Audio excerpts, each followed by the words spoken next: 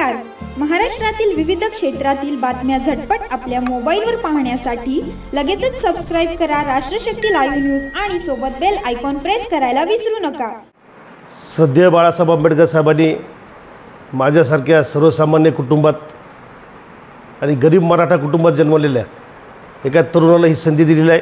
त्याबद्दल मी बाळासाहेबांचे आभार मानतो.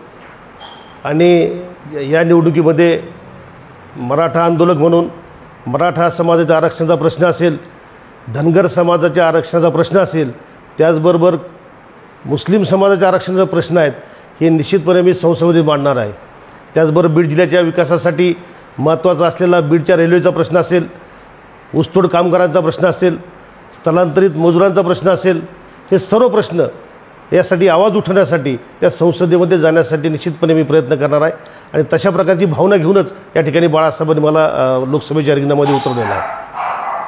पुढचे जे उमेदवार आहेत ते देखील मातब्बर उमेदवार आहेत, त्यांच्याकडे कसं पाहता हे आव्हान आहे का, आणि नेमकं विजयाचं समीकरण गणित कसं असणार, रोडमॅप कसा असणार? या अगोदरच्या खासदारांनी काय दिवे लावलेत मला तुम्हाला सगळ्याला माहिती आहे. आणि विरोधी पक्षाचं जे सुद्धा उमेदवार आले आहेत त्यांनी आत्तापर्यंत काय 5 वर्ष या ठिकाणी निवडणूक लढून गेल्यानंतर त्यांनी काय केलं आहे, किती संपर्क लोकांसोबत ठेवलेला आहे, हे तुम्हाला सगळ्याला आहे.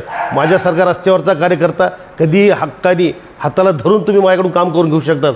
म्हणून वंचित बहुजन आघाडीचे सर्व स्तरातले कार्यकर्ते आज माझ्यासोबत आहेत. सर्व समाजाचा पाठिंबा माझ्यासोबत आहे. आणि म्हणूनच मी लोकसभेच्या निवडणुकीमध्ये या ठिकाणी उमेदवार म्हणून तुमच्यासमोर येत आहे.